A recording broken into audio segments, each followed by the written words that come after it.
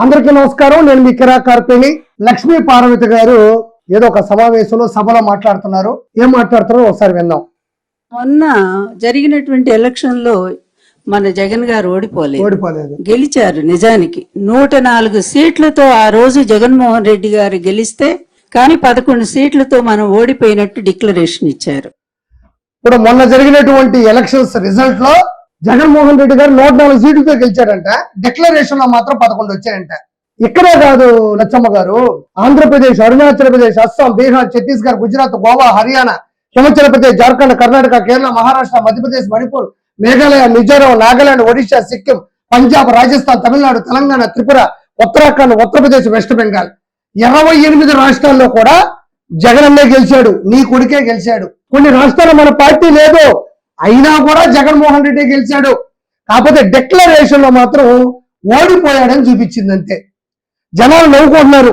నిన్ను జగన్మోహన్ రెడ్డిని చూస్తే ఈ రోజు జబర్దస్త్ లాంటి మళ్ళీ షో ఇంకొకటి వచ్చింది అని చెప్పేసి ఈ రోజు చాలా ఆనందంలో ఉన్నారు.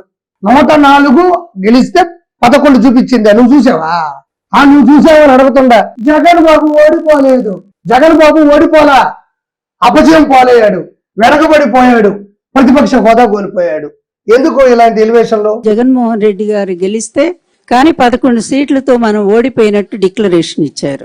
అంటే రేపు మన బాధ్యత ఏంటనేది కొంచెం ఆలోచించాల్సిన అవసరం ఉంది. ఎందుకు మహిళా సైన్యం అన్నానంటే రేపు ఎలక్షన్స్ ని మనం ఎట్లా ఎదుర్కోవాలి, ఇది మెయిన్. ఎట్లా ఎదుర్కోవాలో మెయిన్ అయితే మాకు జబ్బాకు చక్కగా నవ్వుతూ వెనకున్నాడు. అన్న చక్కగా నవ్వుతూ మీ కొడుకు మరి జగన్మోహన్ రెడ్డి వెనక ఫ్లెక్సీలో ఇంత ఫోటో వేసుకోండావు కదా, ఆడి తిరిగి చెప్పు మాకు జబ్బాకు. మీ ఉచిత సలహాలు ఉపన్యాసాలు వినే పరిస్థితుల్లో ఆంధ్ర రాష్ట్ర ప్రజలు లేరు. ఆ వెనకొండాడు ఆయన చెప్పు.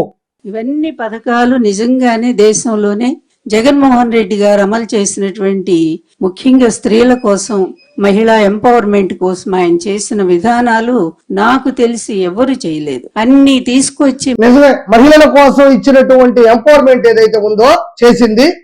ప్రపంచంలో మహిళల కోసం ఏ ముఖ్యమంత్రి చేయలేదు. ఏంటంటే సొంత తల్లిని అవసర విషయంలో కోట్లు పెట్టి ఎక్కించాడు, మంచి ఎంపవర్మెంట్. సొంత చెల్లిని రాజకీయంగా అడ్డుగా వస్తుంది, మంచి పేరుందని చెప్పేసి గెంటేశాడు. ఆవిడ పనులు ఆవిడ ఉంది, ఆవిడ ఇంకో పార్టీలో ఉంది, అదే మంచి ఎంపవర్మెంట్.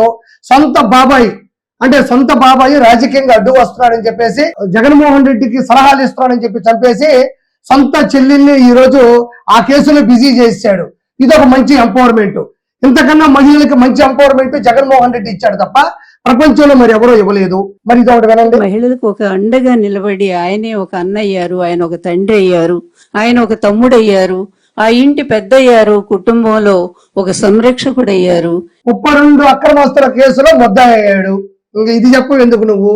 అన్నయ్యాడు, తమ్ముడయ్యాడు, కొడుకయ్యాడు కాదు, 32 అక్రమస్తుల కేసులో ముద్దాయ్యాడని కూడా చెప్పాలి మనం.